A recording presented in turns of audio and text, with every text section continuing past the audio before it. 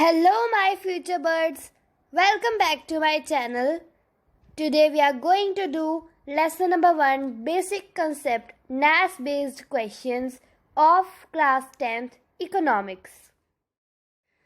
ਤੇ ਅੱਜ ਅਸੀਂ ਕੁਐਸਚਨਸ ਕਰਨ ਦੇ ਨਾਲ ਇਸ ਕੁਐਸਚਨਸ ਦੇ ਰਿਲੇਟਡ ਕਨਸੈਪਟਸ ਨੇ ਜਿਹੜੇ ਉਹ ਵੀ ਕਲੀਅਰ ਕਰਾਂਗੇ ਤੇ ਕੁਐਸਚਨਸ ਦੀ ਪ੍ਰੈਕਟਿਸ ਵੀ ਕਰਾਂਗੇ। ਇੱਥੇ ਜਿਹੜਾ ਆਪਣੇ ਕੋਲ ਪਹਿਲਾ ਕੁਐਸਚਨ ਹੈ ਉਹ ਹੈ while calculating the national income, goods and services are dashed by their prices। तो ये हमारे इकोनॉमिक्स के फर्स्ट चैप्टर के फर्स्ट पेज में ही है, उसके सेकंड पैरे में है हमारे पास। जब भी हम नेशनल इनकम कैलकुलेट करते हैं तो जो गुड्स यानी जो भी हमारे पास है ना अपने शॉप्स में स्टोर्ड है उसे गुड्स बोलते हैं, प्रोडक्ट्स को। तो जो भी प्रोडक्ट्स हैं और जो भी सर्विसेज हैं उनको हम मल्टीप्लाई कर दें अगर उनके प्राइजेस के साथ, तो हमारे पास नेशनल इनकम निकल के आ जाती है। और वो पूरी नेशनल इनकम नहीं होती, अभी उसमें और भी बहुत कुछ ऐड होता है। जस्ट करते समय जब हमें प्रोडक्ट्स के बारे में पता करना होता है वहाँ से हमें कितनी इनकम अर्न हो रही है, तो क्या किया जाता है, गुड्स और सर्विसेज के जो भी प्राइस होते हैं है ना उनको और उनकी क्वांटिटी को आपस में मल्टीप्लाई किया जाता है। मान लो किसी शॉप पे 100 गुड्स हैं एंड उन सब के प्राइस 10 रुपीज़ है, तो वहाँ की जो इनकम होगी वो कितनी होगी, 1000। ठीक है।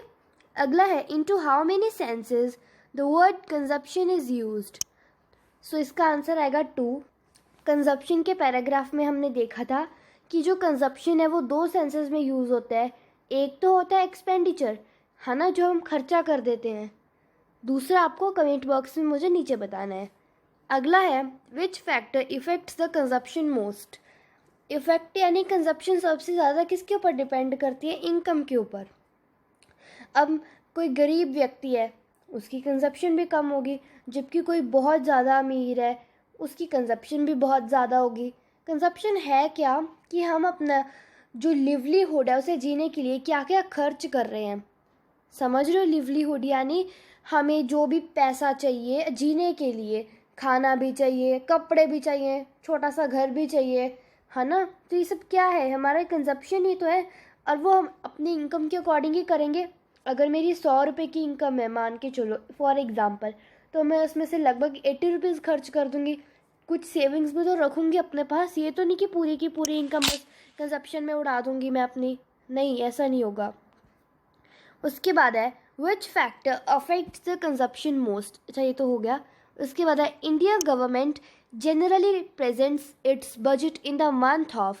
कहते जो हमारी इंडिया की गवर्नमेंट है, ये हमने पढ़ा था, जो बजट है वो 28 फरवरी को लोकसभा में प्रेजेंट किया जाता है। ठीक है। अब वो ये तो हमने पढ़ा था, ये इसका आंसर भी पता है हमें, फरवरी आएगा। अब थोड़ा सा बजट के बारे में भी देख लेते हैं। बजट एक रिटन रिकॉर्ड होता है जिसमें लिखा होता है कि गवर्नमेंट का क्या एक्सपेंडिचर हुआ और उसे क्या रेवेन्यू मिला। एक तो होता है बैलेंस्ड बजट, उसमें क्या होता है जितना उन्होंने गवर्नमेंट ने हमसे टैक्सेस वगैरह लिए उतना ही उसने हमारे ऊपर खर्च कर दिया, आर्मी के ऊपर, एजुकेशन के ऊपर, हेल्थ के ऊपर, है ना। टैक्सेस भी हमसे लिए, जैसे corporation sales tax, gift tax वगैरह वगैरह, जीएसटी वगैरह वगैरह, है ना। एक होता है सरप्लस बजट, जिसमें क्या होता है गवर्नमेंट को प्रॉफिट होता है, उसने हमसे टैक्स ज़्यादा ले लिए पर हमारे ऊपर खर्चा कम हुआ, उस टाइम रेवेन्यू ज़्यादा कलेक्ट हो गया, तो वो क्या होता है सरप्लस बजट। एक होता है डेफिसिट बजट, जिसमें क्या होगा खर्चा ज़्यादा हो जाएगा, इनकम यानी मतलब जो टैक्सेस वगैरह वो कम हो जाएंगे, उसे बोलते हैं डेफिसिट बजट। ठीक है। अगला है when goods and services bought from another country is called. ये तो सिंपल सी बात है, जब हम किसी फॉरेन कंट्री से कुछ भी मंगवाते हैं तो उसे इंग्लिश में क्या बोलते हैं, एक्सपोर्ट। नेक्स्ट है national income is a earned income by the normal residents of a country during dash.